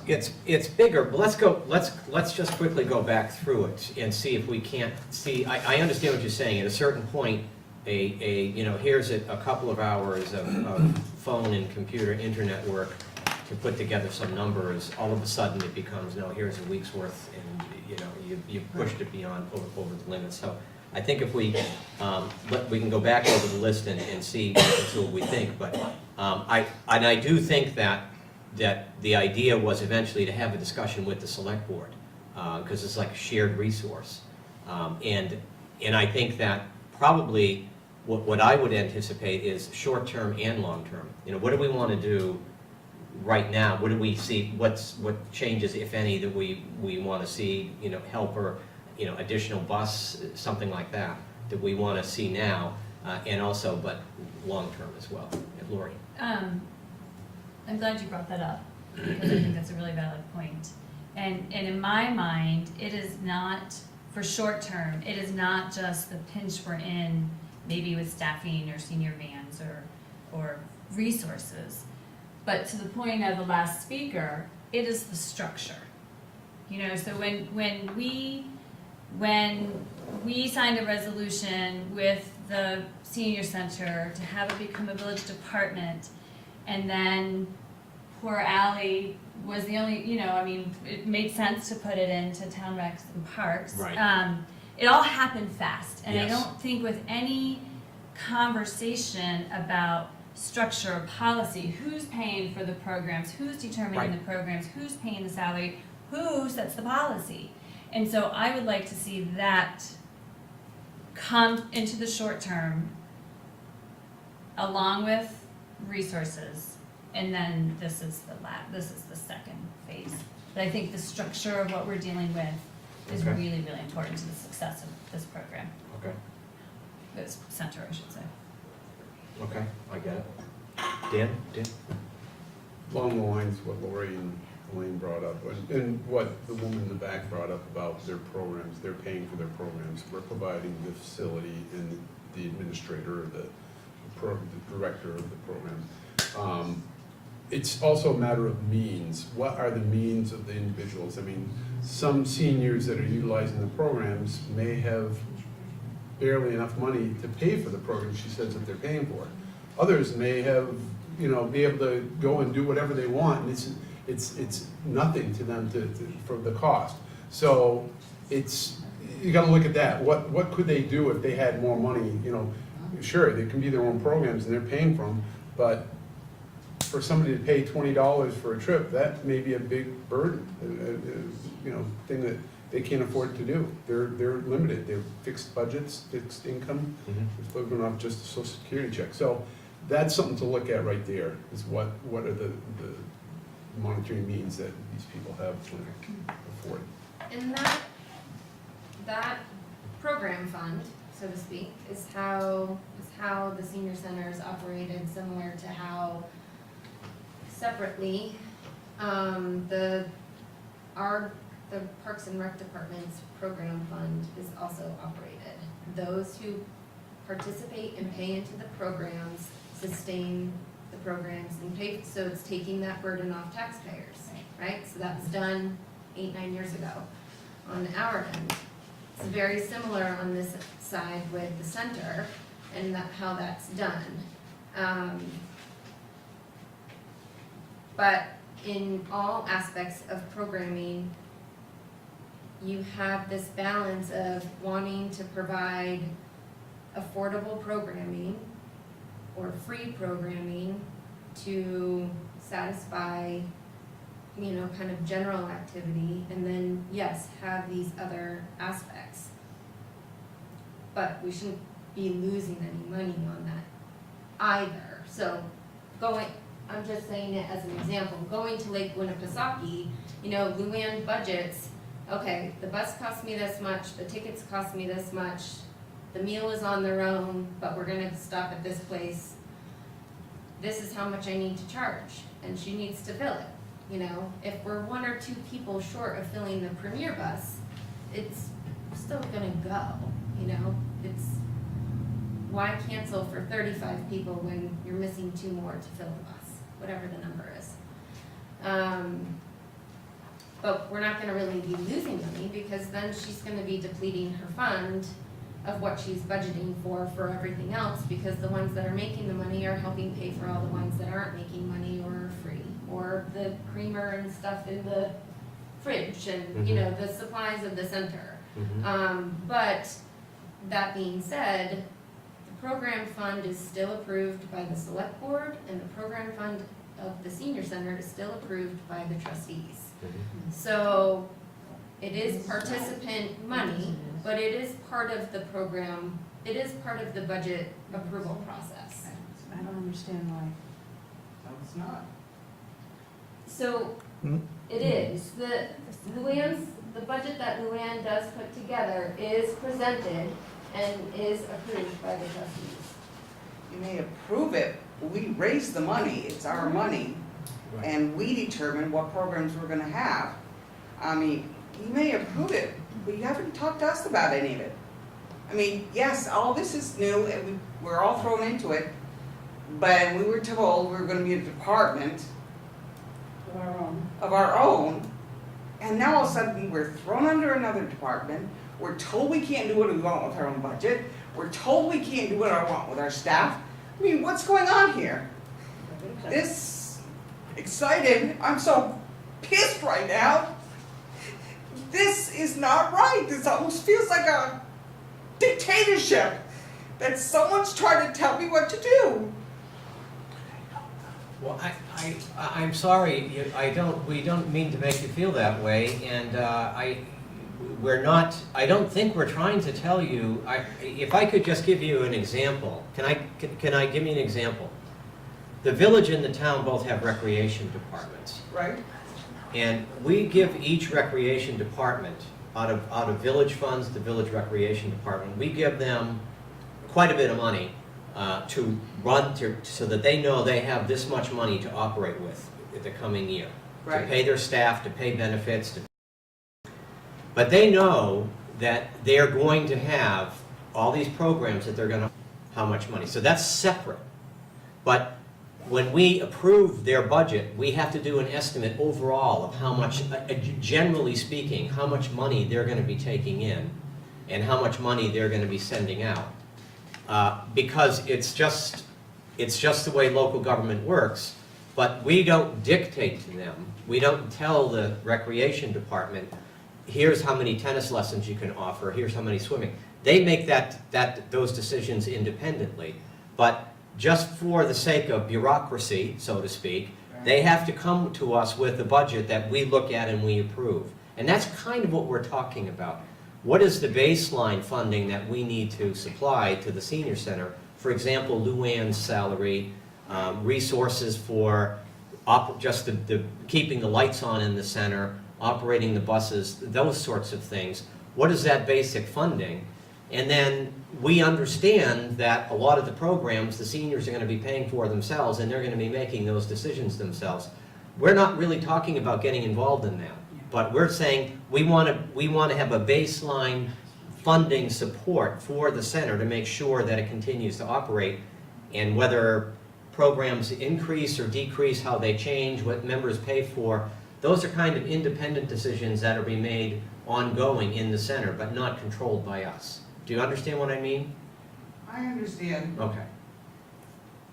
In theory, this is how it's supposed to work.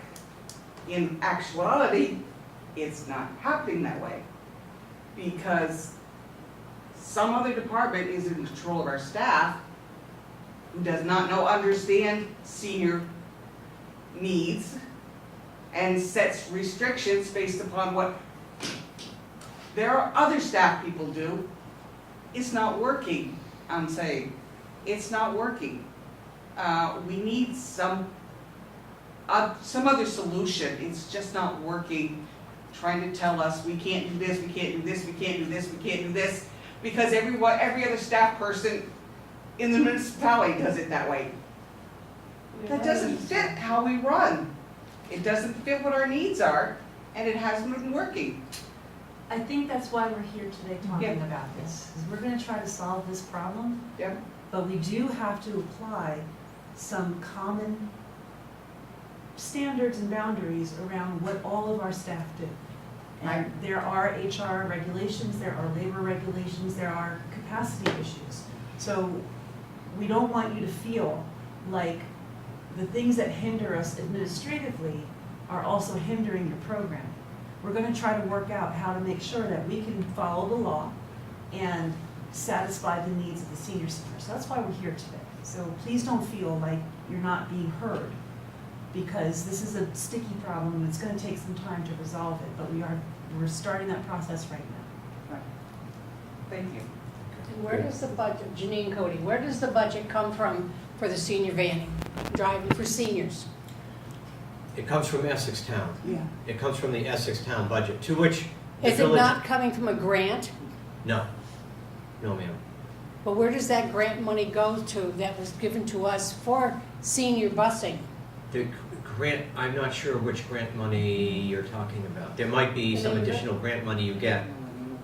I But thought the- there was one that was set up for senior busing, Yeah, for the senior vans. for I the don't senior know. van. So the seniors could have from 8 to 4, 5 days a week Right. for their needs. Right. So it's an agreement between correct me if I'm wrong, an agreement between CCTA or whatever they call themselves now, and the town of Essex that outlines the parameters of the use of the senior vans, correct? Okay, so in other words, the senior van is not really senior vans only use. It's for whatever the town wants to use them for. It's whatever's outlined in that agreement. So in the lease agreement, it is under, the idea was to transport individuals 60 plus, and it was our parameter of what we wanted to make that as a priority. And this started 25, 30 years ago. And there have been changes along the way because the village operated one and the town operated one. And at one point, the village, the blue van went to the town.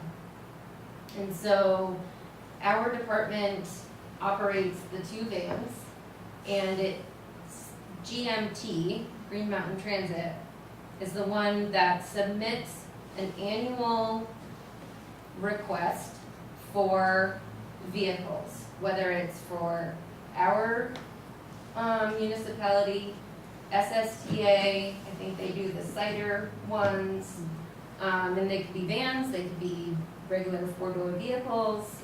But the agreement does state that because we have the vans and we do pay a lease to have those vans, that they can be used for other things besides just seniors, because we have them, and to keep them, I mean, they do run a lot of miles every day, but if we need them for something else that's going to be cost saving, then we can utilize them for that. Like And transporting for children. example, so I know where you're probably going with this, and I want to make sure that the information is clear. So, for example, we hosted the Champlain Valley Swim League meet this summer at Sand Hill Pool, and that brought in over 600 swimmers plus their family members. Sand Hill Pool does not have parking for that many, and so the van was used for shuttling spectators and swimmers from Essex Middle School to Sand Hill all day. There was a time, and this worked out last year, and so we were thinking it would work again this year, is that there were a couple kids who needed to be picked up and brought to a one-drop location and possibly a back and forth. And it was within the community, because for the most part, besides I think 5 or so out of Essex community locations, the vans stay within our community. And this was going from Essex Middle School to a fitness location right on Route 15 and maybe back. And it worked last year. And so we thought it would work again this year. And you don't know what you don't know. So things have come up, and we've already discussed how to evaluate how to do that differently next year. But there is nothing specific in the lease agreement that says only for this and nothing else. They have, GMT appreciates that we go outside of Essex because that lessens the burden on their larger buses. For a higher population here that needs to go to those locations. You know, they have some parameters on the age requirement for the primary use of those vans, unless those individuals with the similar needs cannot transport themselves for physical or cognitive disorders or disabilities. So 12-year-old children are allowed to ride on a bus on a senior day. There's nothing saying they can't. But seniors cannot ride on the bus with the children. Our purpose was never to say no to the priority of the seniors, and I specifically communicated that if it was going to stop a senior from going somewhere, then we needed to find an alternative transportation mode, which we did, and we worked with Essex Junction Recreation, who had a van and a driver available from Maple Street to help us 2 out of the 3 days requested with those transport needs. surprised. You know, I think that if I can intervene, I think that really what we're trying to say here is that we look at, what we want to do is get a good snapshot of what the van is, how the vans are used right now, who controls them, how they're funded, and do we need more? And, you know, for example, the Essex Junction Recreation Department has vans as well. But right now, they're not, they could not be used for transporting seniors. That's something that could potentially change. That doesn't necessarily have to stay that way. We haven't discussed it with Brad Luck. Have you had it? But again, there's no reason why, if there is a growing need for more transportation for the senior center, that we can't find it somehow in the community. It's just not set up currently to suit that. It was set up to suit the way the senior center was operating back several years ago. It's expanded, it's grown, and so do we need to start looking at other ways of doing it, or additional, other changes that we need to make? So there's no intention here to take something away. Let me make that very clear. There's no intention at all to try to limit something or take something away or stop something from happening. Really what we're talking about is, how is this grown? What are the needs right now? How is it organized? What's the structure like? And what can we do to implement it and make things smoother for both the village and the town? In the center. All right, so in other words, are the seniors going to be involved in this, or are we just going to be told? Well, I think what right now is that I want to come up with a relatively short list of information that we want to hand off to staff, and then we want to have another meeting when we get these numbers together.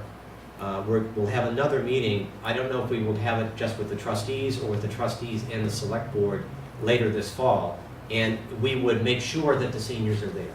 That you don't all have to be there, but you'd be welcome to come. Why not?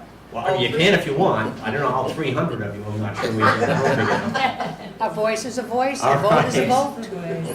Whether But I it's think seniors or public officers. I think we would go out of our way to make sure that we heard from you. Let me put it that way. There is no desire on anyone's part to cut you out of the I conversation. hope not, because if we do not exist, you aren't going to have a place to go when you become us.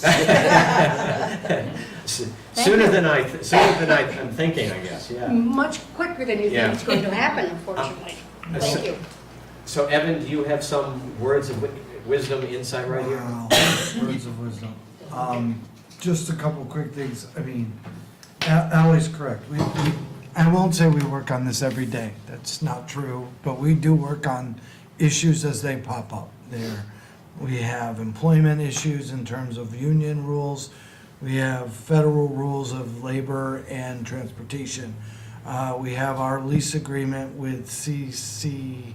Green Mountain Transit. Green Mountain Transit. Green Mountain Transit. As a matter of fact, those vans, while as the people in this room can attest, they're used all the time. And they're in the shop all the time. And so much so that the police department had a 6-passenger van for whatever reason. I know the reason. They were using it as a auxiliary vehicle. They were going to take it off and auction it. And staff said, aha, 6 passengers? What condition is it in? And we asked the town to take a look at it, and they said, hey, with some new tires, new windshield, new brakes, struts, it'll be roadworthy. And sure enough, it is, and it is used as the backup vehicle at least once a week. So it just came back last week, registered, insured, all the good stuff, road ready, fixed, and we needed it the next morning, last week, and we needed it this morning. So it's, a couple $1,000s in repair is a huge benefit to those, oh my gosh, moments. Yep. And- So we're lucky to have it. Yeah, so we do these things and we need to talk, I think this is an appropriate time to talk about the types of metrics you guys need, as well as the select board, to start making decisions. Just not so much about the programming and stuff, but we just talked about space needs. If the senior center grows at the rate it's growing now, Right. we cannot potentially continue to house them for that long in this type of building with these types of parking spaces, unless they're going to come here via another transportation source or carpooling. We don't have the parking to be able to grow exponentially at this location.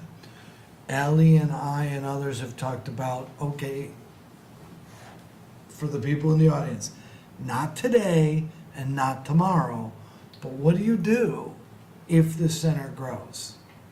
What do you do if CHIPS grows? They're a tenant in this building. You know, what lands do we have available? What needs do we have? We have 100 acres over at the tree farm, some of which is owned by the town, which is not fields. Do you look out there, you know, for space and parking, etc.? Those are just the things we kick around, but all that takes time, money, effort, and thought. But we need to know what we're thinking about and what metrics we're using. Montpelier may have a great program and we can learn from them. We also want to know what's going on here and what is driving this growth. It's great. The success of the activities may be a part of it. I like the idea of doing a survey. You're not going to get a survey done Yeah. by your next meeting or the next two meetings. You're going to need time to develop it, send it out, get it back. But I think this should be done in a very thoughtful manner, like we do all the other planning that we do, with the input of the seniors, with the input of the staff, with the input of the boards. Maybe I could just try to wrap things up a little bit here, okay? So we talked about, we probably wanted to have long-term, things like nutritional resources, maybe we can, but let's talk about just some numbers and things that staff can probably put together for us in a relatively short time and get this information, okay? What I have from all the discussion is, what's the current organizational operational structure? Just an overview, okay? Where's the money coming from? No, well, let me go through the list. Okay. Number 2 would be growth in membership over the last 3 years. Okay. Number 3 would be funding and resources from the town, from the village, and from members. So which of the total money that flows in and out for everything, what portion is the town putting in, what portion is the village putting in, what portion is coming from members. Next one would be the senior bus schedule. How is it organized? Anticipated growth in needs right now, what are the conflicts? So just again, an overview of the transportation. Next one would be current volunteer hours and anticipated staffing needs in the coming few years. Is staffing not volunteer staffing, because we can't control that, but is staffing that we have there adequate? Right. But we're including volunteers to be able to determine if we need to add staff. Yeah, we would get, from the previous one, we get a sense of what the volunteers are contributing, but, you know, what do we want to, what are we thinking of? And then I would like to, listening to all this, I would like to say, what are, from the staff, from Ally and Evan and maybe Luann, and I don't know how you put this together, but what are current conflicts with things like transportation, liability, HR regulations? You know, what are they required to do versus where are they bumping into things like HR regulations, town and village policies, transportation needs, and so forth? What are the, you know, outline the 4 or 5 really significant conflicts that you think the boards can help you resolve right now. Okay? Does that sound good? Mm-hmm.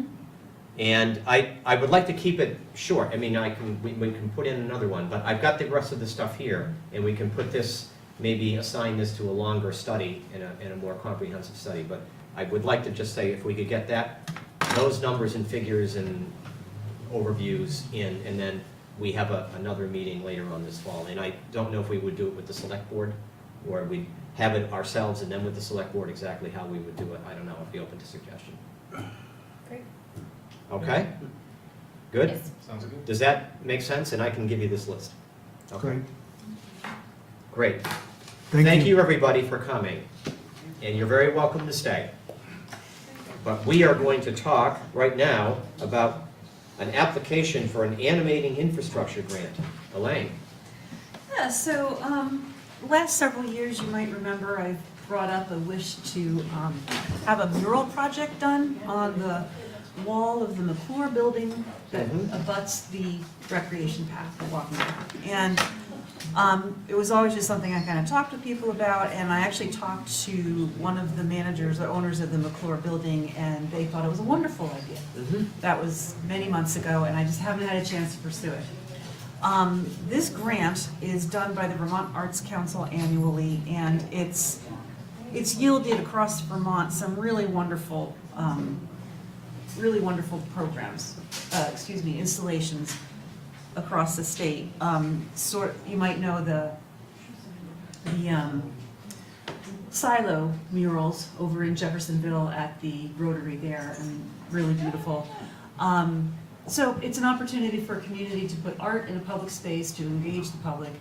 And before we talk about whether we want to pursue it or not, I would like to find out from Evan when he returns.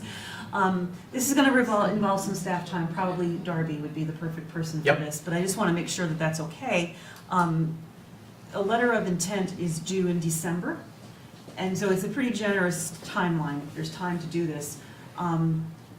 We sort of need to talk about how much it might cost and how we would do a call for artists and how we would involve the public so that we could apply for the grant, because they're going to want to know those things. Yeah. So I'm wondering if the board and if Evan are okay with asking Darby to help with this, to get that, to start fleshing out the body of the project and confirm with the McClures that they're still okay with us putting something up on their building, and before we actually dive in and apply for it. So. Do you have a sense of the time commitment for the grant? To apply for the grant? Yeah. Oh, I can't imagine more than, like, I don't know, 10 hours. I mean, it's not going to be, there's some research, there's some writing. I'm happy to help with it, but I need someone in the village or the town to help me do this. And Darby has proven to be very, very good at getting grants and writing grant applications. So I think it's a perfect project for her. I hope you don't mind my saying. But this is the Only first, because it's true. this is the first time I've come across funding for a project of this nature, and we had talked about using economic development funding for it. It would be great to pair that. We could match it, we could, but we need to know how much it's gonna cost. And the grant is for $1,000 to $15,000. And I can also imagine Kristen Humberger Wonderful. would be another good Absolutely. resource. Yeah. As soon as she gets done with Steam Yeah, Fest. let's not ask her right now. Next, shameless plug for Steam Fest, September 21st and 22nd, here in downtown Essex Junction. I'd be happy to lend Darby to this project and others as we can. It's exciting, it's interesting, and I think it would take a structure that needs some jazz in an area. So sure, Yeah. give it a And shot. there's a public participation component to the grant that would be really nice, because And I think know we could there's some use that. artists in this community that would love a big blank canvas. well, it takes a special kind of artist, so we would have to be not careful, but we would have to put out a call for Sure. artists, and we would probably receive bids from some usual suspects whose work you'll see in other towns in the state. Yeah. But I know that Tina Logan over at ADL School is very interested in possibly doing something involved in this project. So. Well, the trustee, let's go, I don't know if we need a vote or, but discussion, questions for Lynn? It sounds great. Yeah. I think it's great. I'm all for it. Seeing the mural that she's talking about it's right by the railroad tracks up in Jeffersonville, right, It's the really junction of Route 15 and Route 108, and it's beautiful. There's stuff down in Burlington, as we talked about, on Cherry Street and Main Street, and we're actually doing one right now on Right outside of Outdoor Cherry Gear Street, right there Exchange. where Outdoor Gear Exchange, and it's beautiful. I think it's awesome. Okay, I will make a motion that we authorize staff to move forward with applying for an animating infrastructure grant. Second? All in favor? Aye. Okay. Thank you. So, now we are on to the manager's report. It's been What so have you to long, I report? forgot, I forgot what I was gonna do. Just a FYI, village and town staff met with the school district staff this week to talk about many topics, but usually, as anyone can imagine, the first one was busing and its impacts not only on the school district, but that of the village and the town. So we are continuing that discussion. We are also swapping some data and some mapping so that we can both understand where their bus stops are now going to be versus where we plow and where we don't normally plow in the town, and any changes in the village, what their parking ideas are going to be.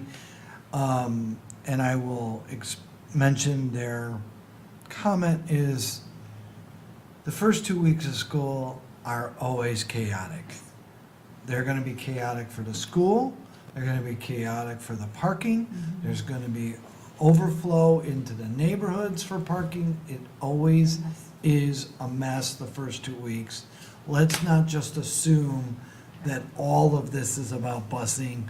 Most 16-year-olds or 17-year-olds have no idea how to park or where to park, and they show up at the last minute, so what do you do? So they've asked us to just be mindful of the first 2 weeks. They are working on it. They do have some bus drivers in training. They can't guarantee if all of them are going to pass and or take the job, but they are working on it, and we are trying to coordinate not only short-term but longer-term, the ramifications and things of planning of that. So with that said, that's pretty much the manager's report, and we'll deal with the other item in executive session. Okay. Trustee comments and concerns. Everyone good? I'm going to just briefly mention that I think all of you received an email, and I won't go into the specifics, but it was alerting us to a deteriorating and potentially dangerous situation at a large apartment building in Essex Junction. And I think we'll figure out how we're going to put that on the next agenda. I don't know how legally how we approach this, but it definitely needs to be something. If anyone saw the pictures that accompanied that, it's something that we need to take action on. I think at least think about what we can do about it. So I wanted to let you know that we haven't forgotten that. Okay, anything else? Other? Good? Okay, so we're on to the reading file. Everyone good with the reading file and consent agenda? I'll move, we approve the consent agenda. Second. Any further discussion? All in favor? Aye. Aye, opposed? Great. So I will make a motion that the trustees enter into executive session to discuss a legal matter in accordance with 1 VSA Section 313, and to include the manager and assistant manager and the village attorney in the executive session. Second. Any further discussion? All in favor? Aye. And we'll take a short break to clear the room. Okay. Thank you. Good night, Mike. Thanks.